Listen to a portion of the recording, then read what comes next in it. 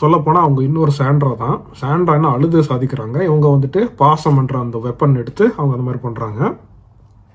So கனித்தீர்வு கிட்ட ரொம்ப இரிட்டேட்டிங்கான ஒரு விஷயம் என்னென்னா, அவங்களால எதுவுமே முழுசாக பேச முடியாது. அவங்க எதுக்கு எடுத்தாலுமே நான் ஒரு சின்ன ஒரு ஆக்டிங் பண்ணி காட்டுறேன் பாருங்க.